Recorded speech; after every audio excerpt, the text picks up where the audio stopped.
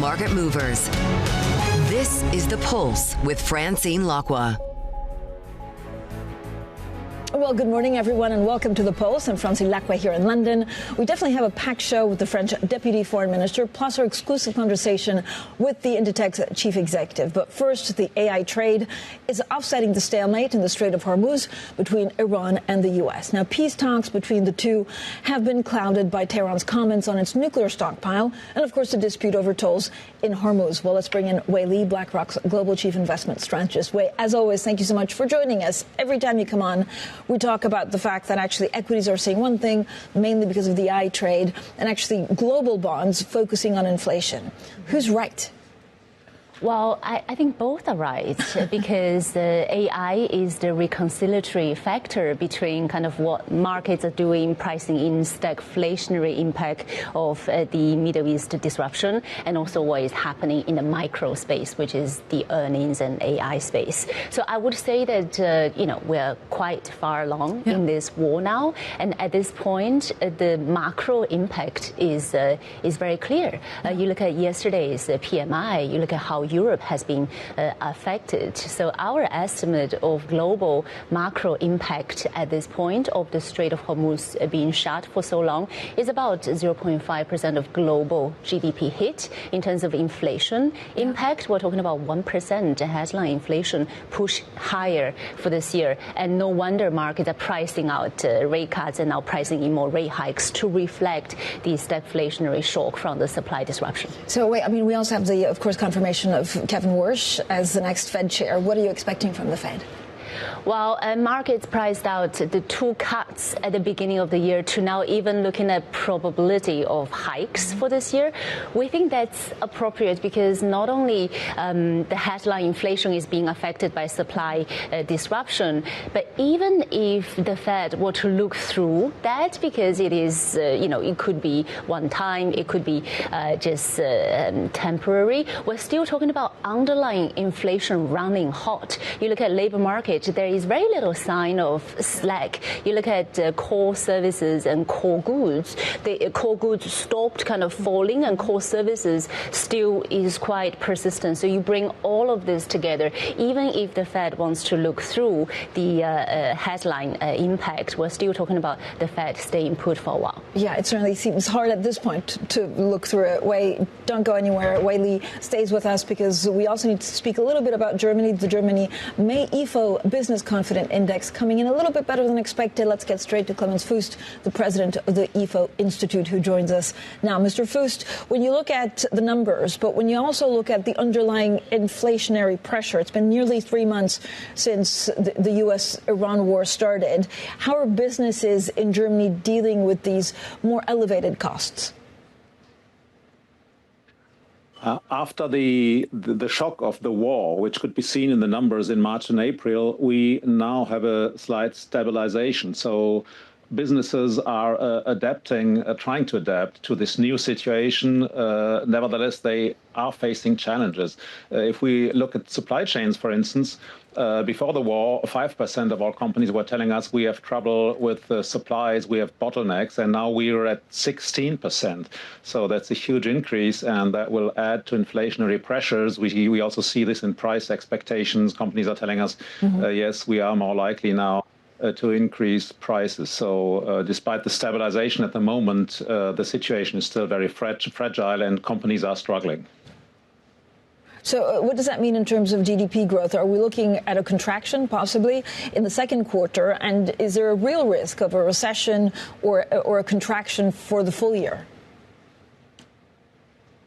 Well, given that we have a slight improvement in the index now and a slight improvement in expectations, we think that we will probably get something like stagnation in the second quarter, may even be slightly negative, but we do not see a recession. Of course, this is conditional on assuming that the Iran war, that the hostilities are really over. Of course, a lot depends on the opening of the Strait of Hormuz, but currently we don't see a recession. We see lower growth in Germany, but we don't see a recession. How do you think that the government has been reacting to the economic shock? I know the Chancellor is not exactly popular right now in Germany. The trouble is expectations in the population, I think, as in other countries, are very high as to what the government can do. And this is a classical supply shock. So there isn't very much the government can do. The government has cut petrol taxes like in other countries. That's popular, although it's not the smartest way, most economists would say, to respond to this crisis. The government is already spending a lot. The deficit is growing very quickly. So there isn't really much the government can do. The government is now considering extending the petrol tax cut because normally it would end at the beginning of the summer holidays. So I think we can expect an extension of that cut. But the impact will probably not be very large. There isn't much the government can do. Mr. Fuest, let's also talk a little bit about market expectation of an ECB rate hike. So the market is expecting something in June and then possibly a second rate hike, by the end of the year. Do you think there's any other choice at this point, and what impact would that have on German businesses? Well, I guess the alternative would be to say, OK, we look through this shock and we'll expect energy prices to come down, so we do nothing. But the risk is, of course, that inflation will be running away. And given that we do not just have issues with energy prices, but also with supply chains, we are really set up for an increase in inflation. So my view is it would be prudent for the ECB to raise rates later in the year if nothing changes. And the impact on businesses may not be so strong because I think markets have anticipated a lot of that. So interest rates have increased. We see this in construction where the industry is struggling and projects are being cancelled due to financing restrictions. So I think the prudent move will probably be indeed to hike in the autumn, but of course that depends on how the situation develops. Okay, so you would delay a hike because would that have, I mean, if there's a hike in June, would that significantly, materially impact the economy, you think, or business confidence?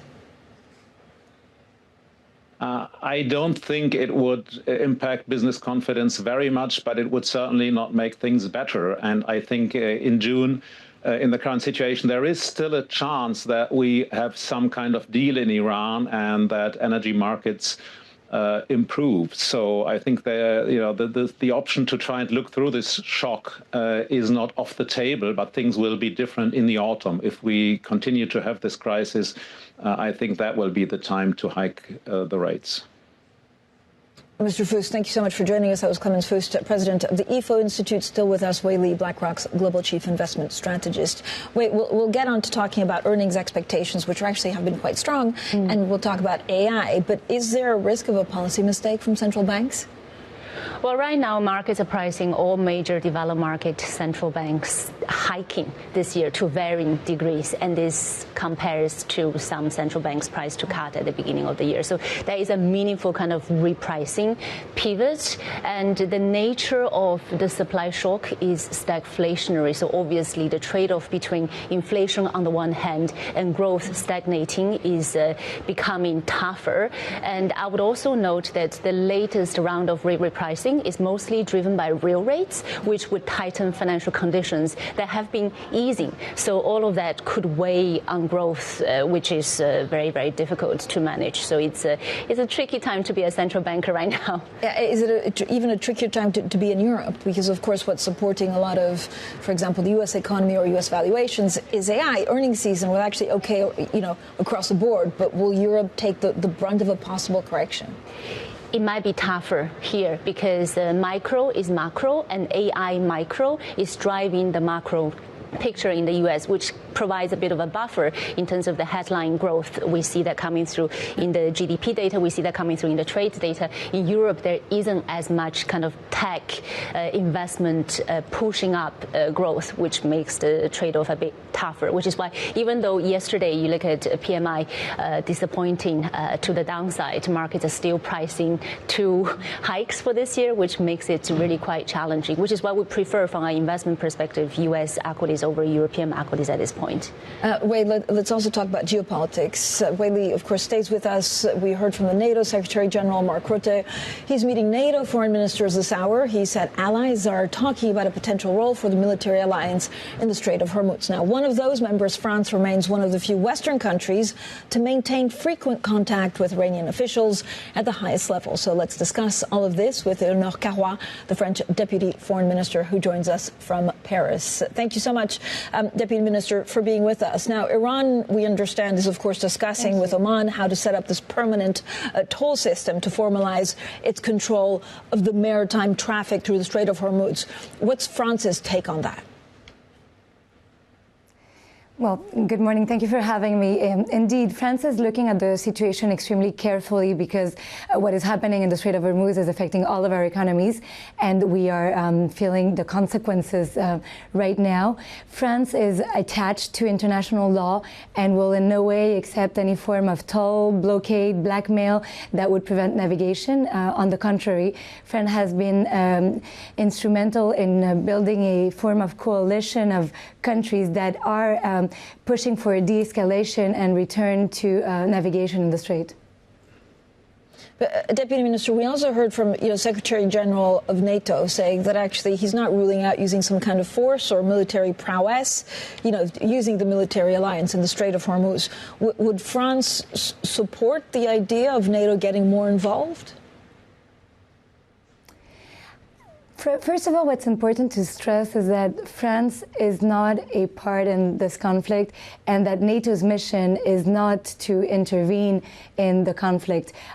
Discussions are taking place right now and we're following them carefully, but at this stage our position with regards to NATO is that its role is to protect the alliance. Its role is a defensive one and in no way to become part of this conflict.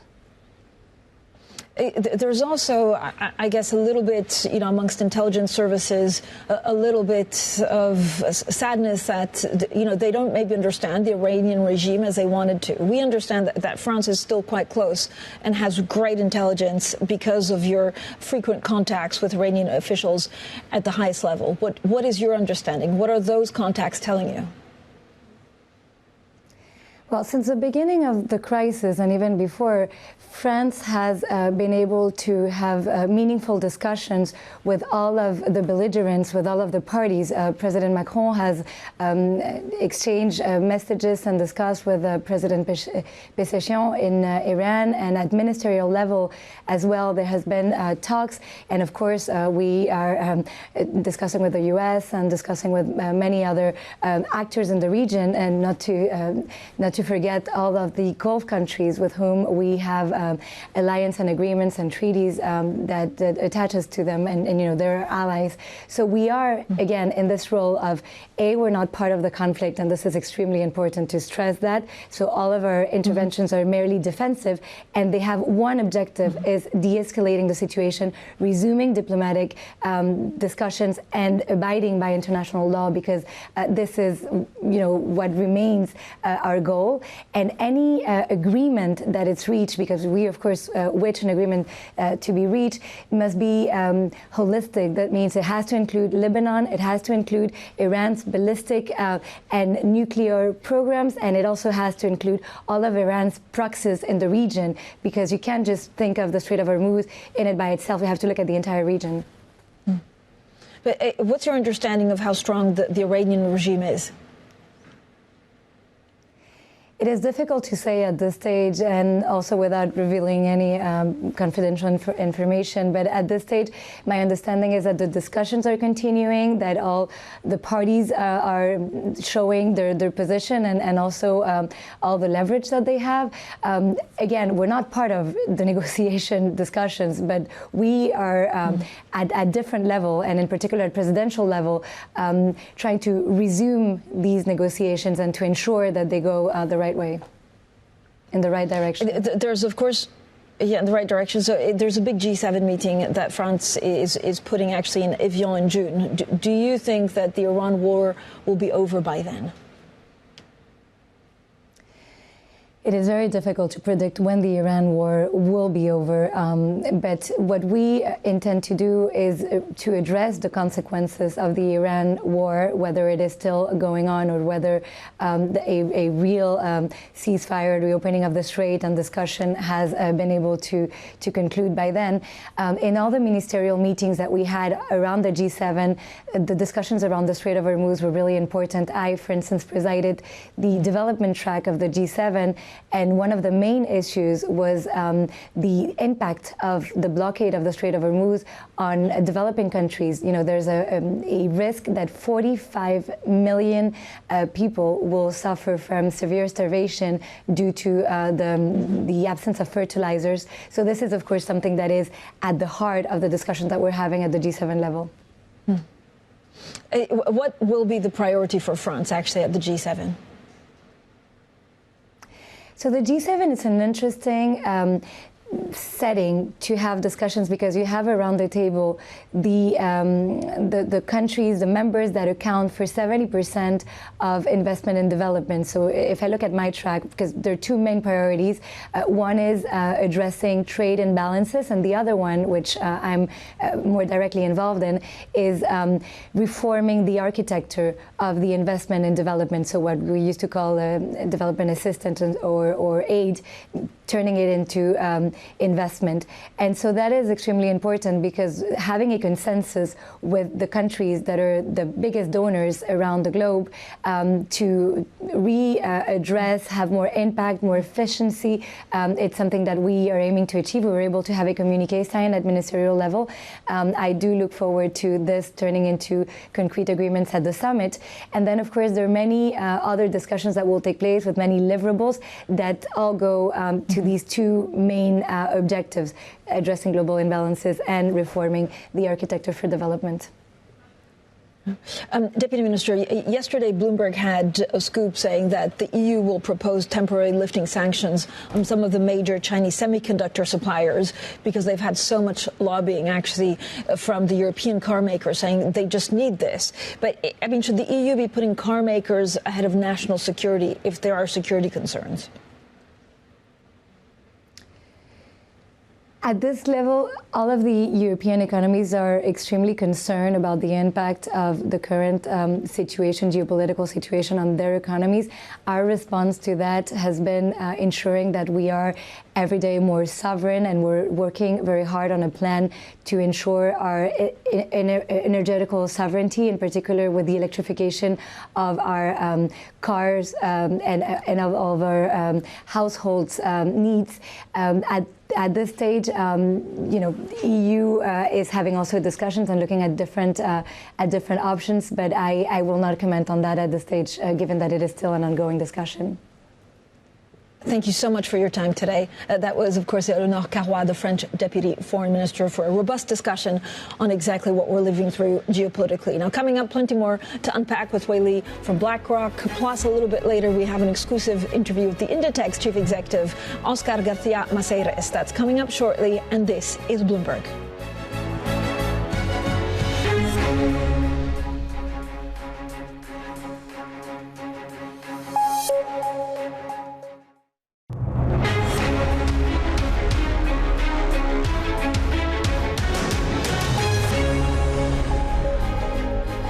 Welcome back, everyone. This is The Pulse. Now, still with us, Wei Li, BlackRock's Global Chief Investment Strategist. Wei, thank you so much for sticking around. We just heard from the Deputy Foreign Minister of France talking about geopolitics. We touched a little bit on earnings. I mean, geopolitics seems to be driving everything, apart from AI. Over the next couple of months, I mean, when does it become tricky if we really don't have a deal with Iran?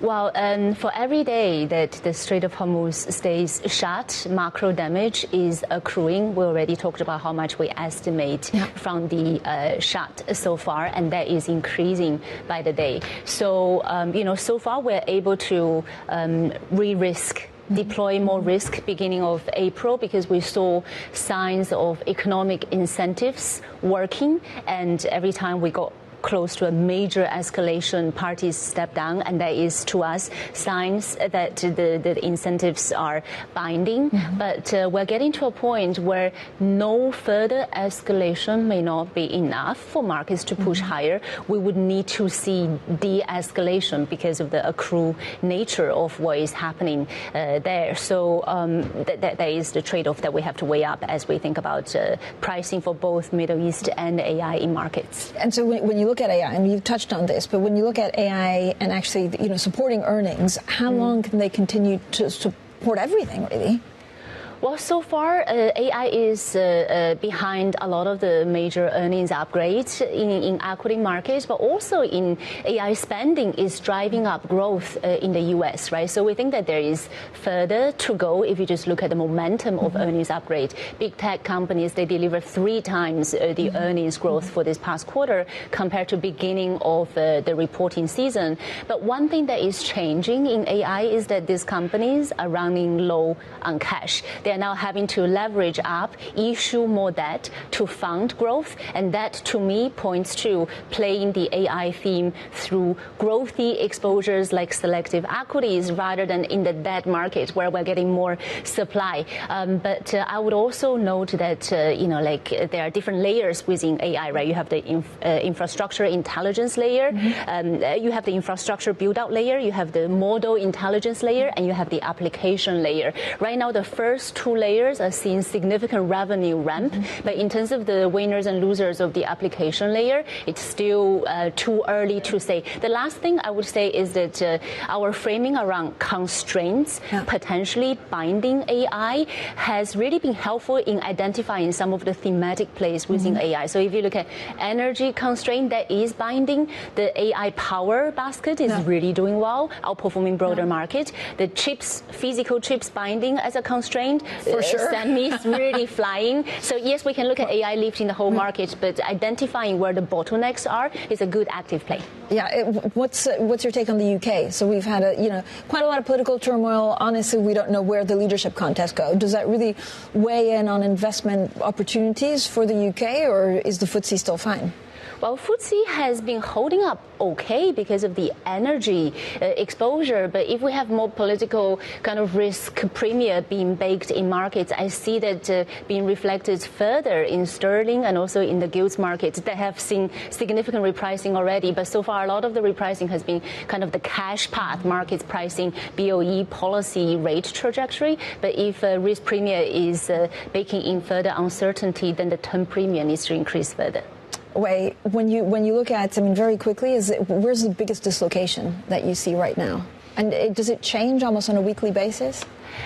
I would note a interesting kind of, I wouldn't call it dislocation because there's a good reason for it. But what is really notable is how well credit spreads are holding up. It's tighter than pre-war, and that is in the face of significant increase in issuance, right? But the way that I look at it is the credit spread is measured above risk-free rate, above treasury yields. But if the risk-free rate is becoming less risk-free, then maybe the spread tightening is just a reflection of fundamentals. It's so interesting. Wei, thank you so much. Wei Li, of course, of BlackRock. Coming up, our exclusive interview with the Inditex chief executive. We discuss fashion, how the retail giant navigates consumer demand.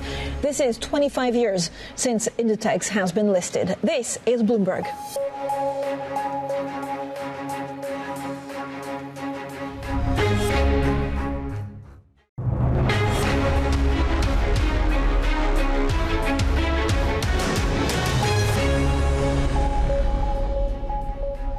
Well, good morning, everyone, and welcome to The Pulse. I'm Francine Lacqua here in London, and these are your top stories. Signs of progress in Iran talks, but a stalemate over nuclear ambitions and tolls in the Strait of Hormuz. Well, we discussed all of that with Eleonore, the French deputy foreign minister.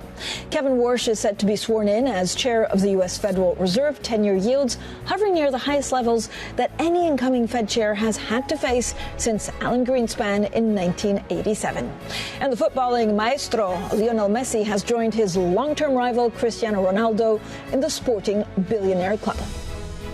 Now, on to something else that's quite fun. It's been 25 years since Inditex made its IPO. It's now the world's largest clothing retailer with a market cap of more than 150 billion euros. The retail giant operates more than 5,000 stores across the world, including key fashion labels like Zara, Massimo Dutti, and Bershka. Its latest results in March show the group was still drawing in shoppers despite mixed consumer spending and wider uncertainty from the Middle East. Well, Óscar García Maceiras has been the Inditex chief executive since 2021, and he joins me now for a rare and exclusive conversation. Thank you so much for joining us. So welcome to Bloomberg. We're extremely happy to have you. And so today is really the day that 25 years ago, Inditex IPO'd. I mean, everything's changed in terms of how we consume, how we spend, how we shop. What do you think the future of retail is from now? Well, this is a sector that is changing absolutely every day. For us, has been absolutely critical and key to keep on listening at our customers, to put our customers in the center, and to improve every day, understanding what are their desires, what are their ambitions, in order to offer them the right product and the right experience. So probably going forward, the most relevant part should be to keep on listening at our customers and to try to understand what they are looking for. So we'll talk about business and economics and even AI in a second, but maybe let's start with fashion.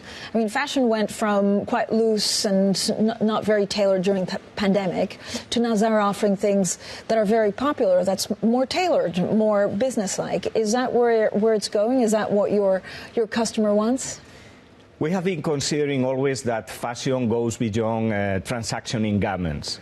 We consider that fashion should be aspirational, should be inspirational, and that is very consistent with this idea of providing customers any new trend and to adapt our fashion propositions to them.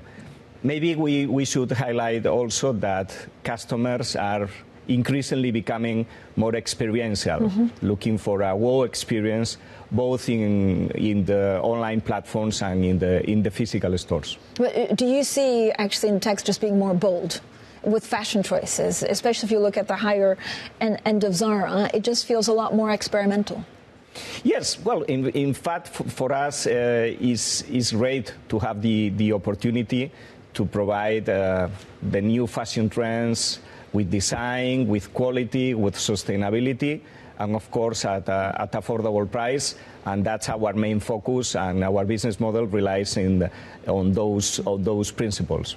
Does it help having actually a family member as chair and taking more risk fashion-wise? Well, we are absolutely happy to have this nice combination of being a family-owned business that allows us to focus on the medium to long term, and at the same time being a listed company and subject to the daily scrutiny by the markets with rigor and discipline. And of course, Marta Ortega's vision is key in order to develop our strategy in terms of strengthening the level of relevance of our different brands. So we are very, very happy and very confident. I mean, how do you think about continuity? Again, the founder and actually the family owns 60% of the company. The founder, Amancio Ortega, is 90 years old. As you were saying, his daughter is very involved in the business. How do you think about what comes next? Strategy, shareholder structure, and all of that. For all of us, was great news. Marta becoming the chair of our board of directors 4 years ago, and that's a signal about the commitment of the family and the next generation for that medium to long term, for the long term growth of the company. Amancio Ortega, our founder, remains being a very positive and relevant influence for all of us. Is a source of inspiration, of course. You know, we were looking actually in the newsroom about all the properties that you own, and it's Zara, it's also Lefties, which is a value retail brand, it's Massimo Dutti. How do you think about, I guess, mixing the two, right? Is now the right time to expand Lefties because people will be more careful in how much they spend? Is it for a younger crowd? What's the mix and match between your brands?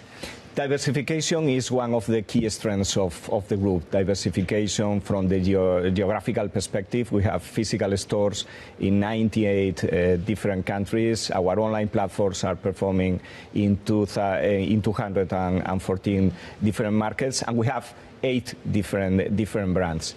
In the case of Lefties has been selling its own collections for women, for men, and for kids for over two decades, and expanding but basically mainly focus in Spain and Portugal. So expanding the brand to another markets where Inditex has already presence is the natural step for the brand. Where will you expand it to? Because we were looking again at the geographies. I think 60% of stores that are outside Iberia are in the Middle East and North Africa for Lefties, compared to 5% for Zara. So again, how do you look at that mix going forward? Well, we have plans for all of our brands expanding the presence, and in fact, even in our most mature markets like Spain, we have plans for improving our physical store presence, combining with a strong performance of our online platforms. And to give you an exact example of Zara, this year we will open or totally refurbish some of our iconic and flagship stores in cities such as London, Rome, New York, or Shanghai. So many plans to keep on executing the selective growth that has been executed in previous years. I mean, this is something that I find quite amazing, because you have these mega stores that, frankly, in London are often really, really full, where a lot of your rivals have gone online. So do you see that changing any time, or do people shop differently at Zara than they do for some of your rivals? Well, in fact, that's one of the main changes in our industry in the last 3 decades. You know, the online platforms. We have built a model that relies on the full integration. So the journey of our customers could go from the screen of the devices to a store, or from a store to the screen of the devices. So that's why we are looking for improving our commercial presence, larger stores, well located.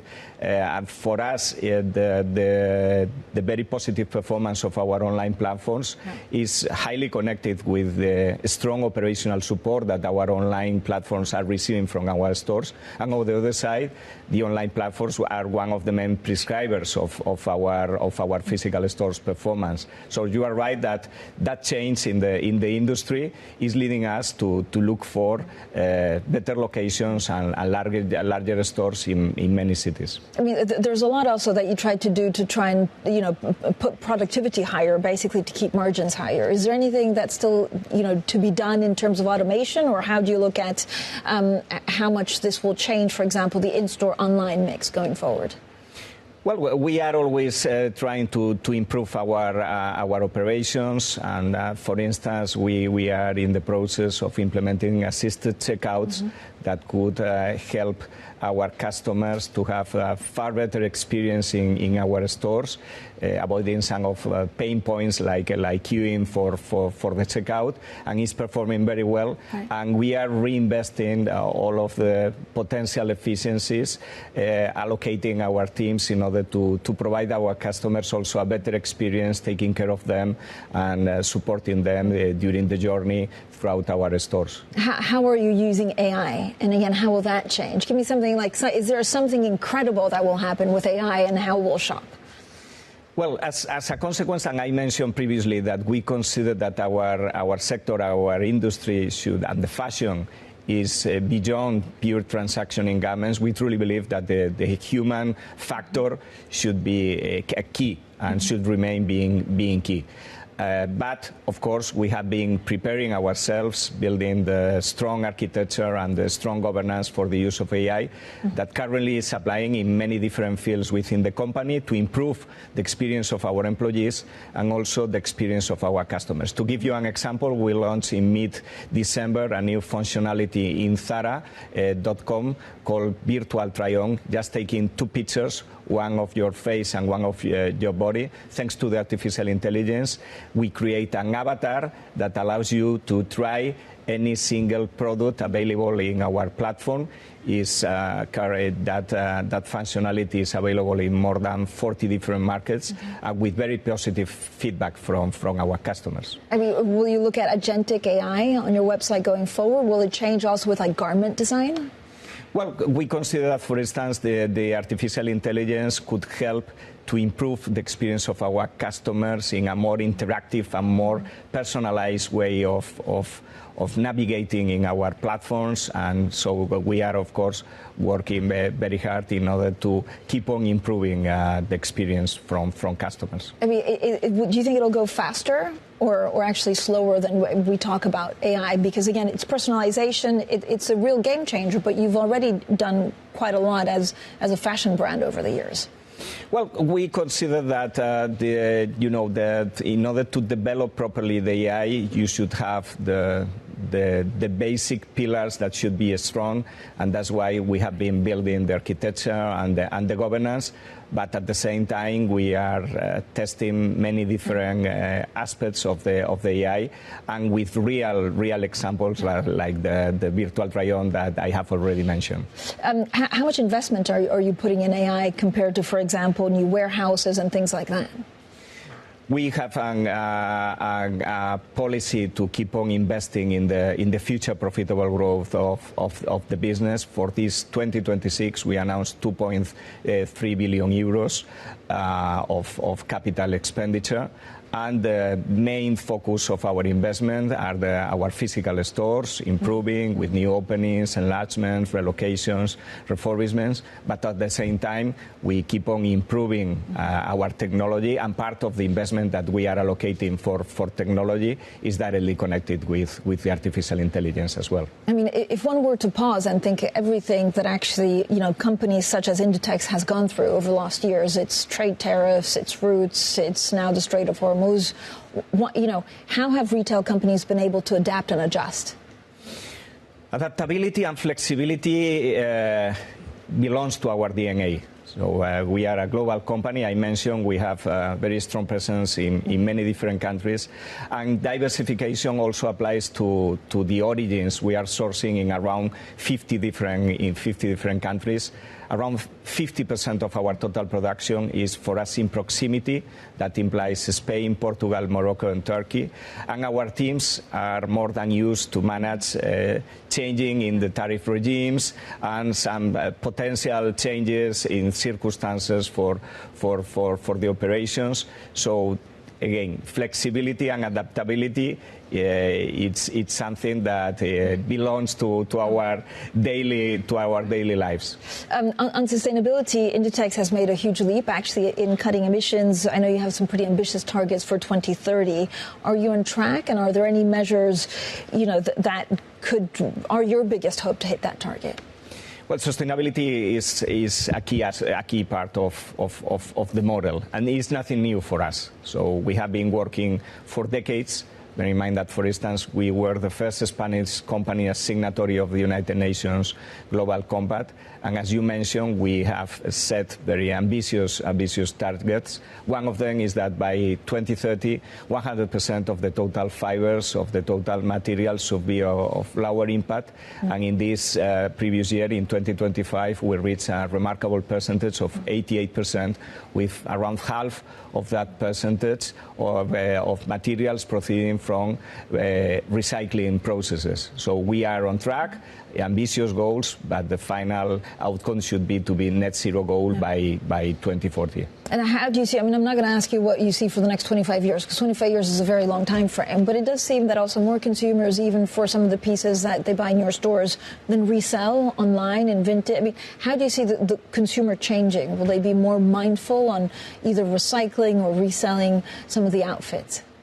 Well, that's a possibility. We have in Zara our pre-owned platform that is allowing our customers also to resell the garments.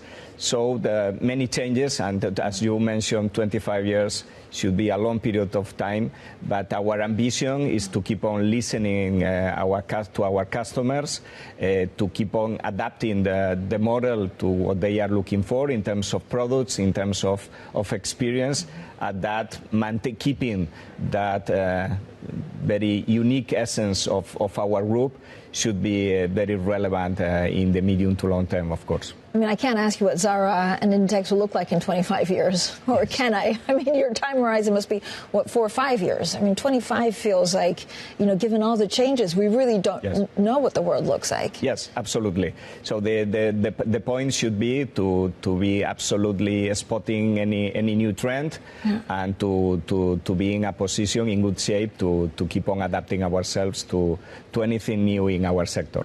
Thank you so much for joining us today. That was a real pleasure to speak to you. Óscar García Maceiras, the Inditex Chief Executive Officer, joining us for that exclusive conversation. Coming up, we talk football, and football has a new billionaire. Lionel Messi is not the only one cashing in. Richemont sales climb as shoppers also splurge on Cartier watches and jewelry. More on both stories next, and this is Bloomberg.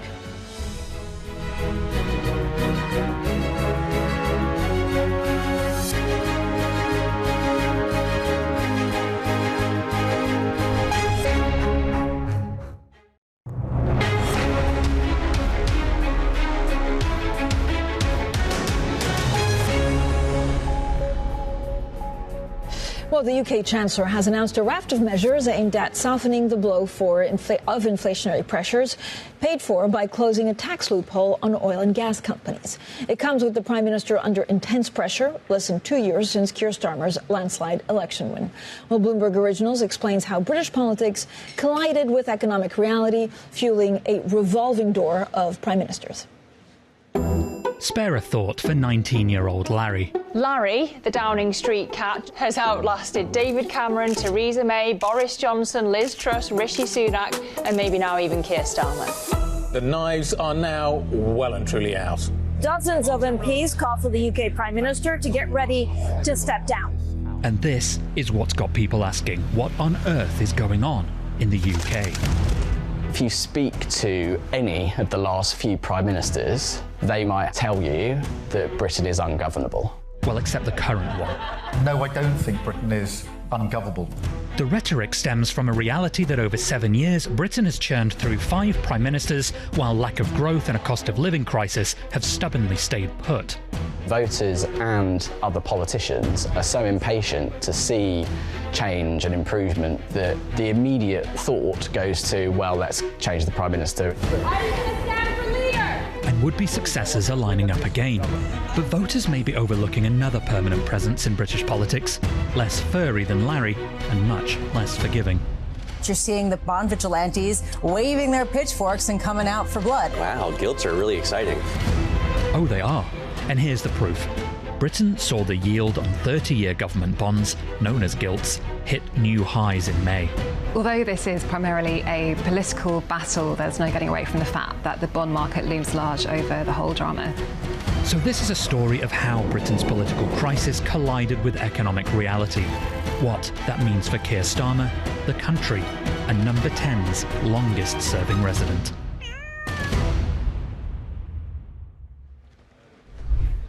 Oh, we all love Larry the cat. Subscribers can watch that documentary right now on the terminal and on the Bloomberg Video Hub. Just head on to bloomberg.com/videos. Now, Lionel Messi has joined a rare club, not just one of the football's greatest players, but a billionaire. We're now joined by Bloomberg's Spain Bureau Chief, Rodrigo Orihuela. Rodrigo, good morning. How did Messi make it to this point?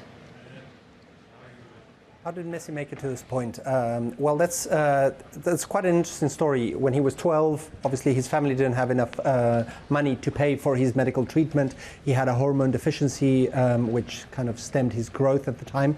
So they decided to move to Spain, where Barcelona offered to pay for the treatment and give him a spot on the youth team. When he broke into the top division as a professional, he was quite shy and very introvert. He recently, in an interview, said that one of his favorite things when he can is just to watch TV by himself, and he prefers not to do anything else socially. That's how introvert he is. So building a marketing machine around him was complicated, and that's one of the interesting elements in his story, that most of his fortune comes from the money he's made through contracts, through things like TV rights linked to contracts, through bonuses, rather than through his brand agreements, rather than sponsorships, which is what most of the other, or the few other athletes who have reached the billionaire level have done. People like Michael Jordan, Roger Federer, and Cristiano Ronaldo. The other interesting thing about him is that, like his perennial rival Cristiano Ronaldo, he's done it while still active.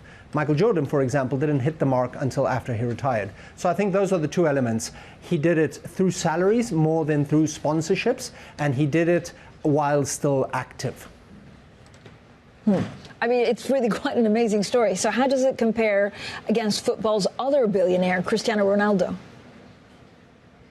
Yeah, well, I think the core here, the core difference is, as I was saying earlier, the element of shyness and building the Messi brand. Cristiano Ronaldo is very well known for being very, very focused on his own brand, on the personal brand, on the Cristiano identity. Messi never had that sort of push, that drive. And so there's the first big difference.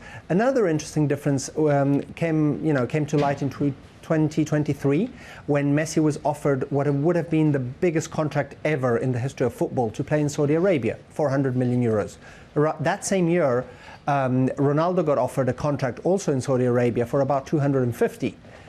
Ronaldo accepted and is still playing there. Messi, on the other hand, rejected it and opted to go to Inter Miami for a much smaller check, but one which would allow him to spend more time with his family and have a better environment, he said at the stage, for a family to live in. And so those are two very, very big differences, the brand identity and the push to have the high-profile contracts.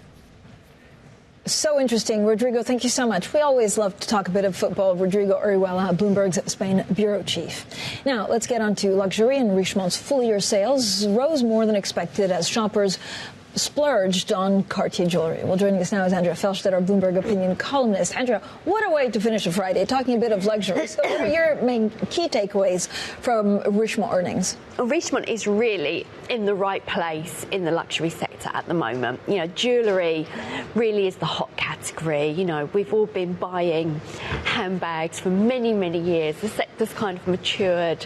Jewellery is the place to be. And until recently, with the price of gold, actually jewellery was better value for money because handbags have gone up so much over the last 5 years. It's actually, you know, better value to buy a Cartier bracelet than a Chanel handbag. Plus, Cartier watches have really been on a tear. They're at the forefront of this change in fashion for big chunky watches to gold, vintage-looking smaller timepieces. Yeah, what I don't understand about Cartier is that a lot of the pieces have actually been there for a long time, right? So I don't know if it's marketing because they're suddenly cooler and fashionable. They haven't reinvented the wheel and they're more expensive. So why do people want them so bad? Well, Richemont in particular has been very good at sort of, you know, Richemont takes a really long-term view, and it's been very good at going, you know, Van Cleef & Arpels, which is you know, one of the hot jewellery brands. It's taken them years to reposition it and to bring back the icons, and it's the same with Cartier. They've relaunched a lot of their iconic models, so it's been a slow burn, and they have become more expensive recently, really because of the price of gold. Very, very quickly, Estée Lauder and Puig are no longer combining. Exactly. Estée Lauder shareholders very happy. They didn't like this deal, so they seem to be very pleased that this doesn't go ahead. What's going to happen now? Could they, you know, Estée Lauder is in this middle of this big transformation plan. This was really the idea, was they would finish that and then slot in Puig. So do they finish that and then it comes back? Does someone else come in for Estée Lauder? Probably Unilever's offside, given that it's selling its food to McCormick, and shareholders don't like that either. So, you know, lots of moving parts here. We'll have to see what happens. We'll have to see. We'll follow this very closely. I know Andrea will. Our Bloomberg opinion columnist, Andrea Felstedt. Up next, Bloomberg Brief, and this is Bloomberg. Bye.